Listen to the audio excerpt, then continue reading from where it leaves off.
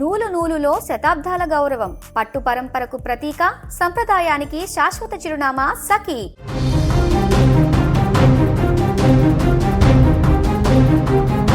పశ్చిమాసియాలో యుద్ధ జ్వాలలు ఆకాశాన్ని తాకుతున్నాయి. ఇప్పుడు యుద్ధ ప్రభావం అధికారుల నుండి సామాన్య ప్రజల వైపుకు మళ్లుతోంది. తాజాగా ఇరాన్ రాజధాని టెహ్రాన్ను ఇజ్రాయెల్ వాయుసేన వణికించింది. ముందస్తు హెచ్చరికలు, మ్యాప్లతో కూడిన హెచ్చరికలు, ఆ వెంటనే నిప్పులు కురిపించిన యుద్ధ విమానాలు. ఇరాన్ గడ్డపై రోర్ ఆఫ్ ది లయన్ పేరుతో ఇజ్రాయెల్ జరిపిన ఈ మెరుపు దాడి ఇప్పుడు ప్రపంచవ్యాప్తంగా పెను సంచలనం సృష్టిస్తోంది.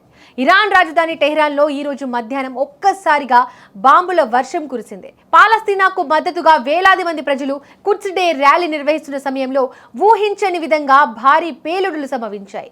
అయితే ఈ పేలుడుకు ముందే ఇజ్రాయెల్ సైన్యం అత్యంత వ్యూహాత్మకంగా వ్యవహరించడం గమనార్హం. ఇజ్రాయెల్ తన అధికారిక పెర్షియన్ సోషల్ మీడియా ఖాతా ద్వారా టెహ్రాన్లోని చహర్రా ఈ వెలియాస్, మెర్దాన్ ఈ తౌహీన్ వంటి కీలక ప్రాంతాల మ్యాప్లను విడుదల చేసి అక్కడ ఉన్న ప్రజలు వెంటనే ఖాళీ చేయాలని హెచ్చరించింది. ఆ హెచ్చరికలు ముగిసిన కొద్దిసేపటికే టెహ్రాన్ యూనివర్సిటీ పరిసరాల్లో బాంబుల మోత మోగింది. కేవలం టెహ్రాన్ మాత్రమే కాదు, షిరాజ్, అహ్వాజ్ నగరాలను కూడా ఇజ్రాయెల్ వైమానిక దళం టార్గెట్ చేసింది.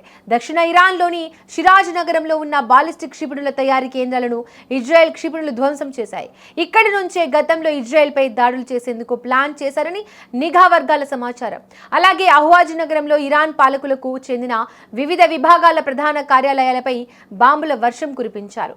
గత 24 గంటల్లో దాదాపుగా 200కు పైగా లక్ష్యాలను ఇజ్రాయెల్ ఛేదించింది. ఈ పేలుడుల దెబ్బకు ఇరాన్ రాజధాని నగరాల్లోని ఆకాశంలోకి దట్టమైన పొగలు ఎగిసిపడడంతో జనం ప్రాణభయంతో పరుగులు తీశారు. ప్రస్తుతం ఈ ఘటనలో ఎంతమంది ప్రాణాలు కోల్పోయారు, ఎంతమంది గాయపడ్డారు అనే దానిపై ఇరాన్ ప్రభుత్వం నుంచి ఎలాంటి అధికారిక ప్రకటన వెలువడలేదు. సంఘటనా స్థలంలో సహాయక చర్యలు ముమ్మరంగా కొనసాగుతున్నాయి. ఇక మరోవైపు ఈ దాడుల అనంతరం ఇజ్రాయెల్ ప్రధాని బెంజమిన్ నెతన్యాహు సంచలన వ్యాఖ్యలు చేశారు.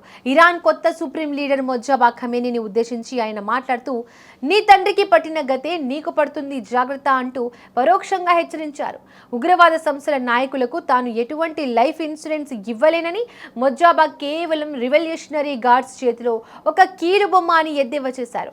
మొజ్జబా కనీసం బయటికి వచ్చి ప్రజలకు ముఖం కూడా చూపించలేడని, అజ్ఞాతంలో ఉంటూ ఉగ్రవాదాన్ని ప్రోత్సహిస్తున్నాడని మండిపడ్డారు.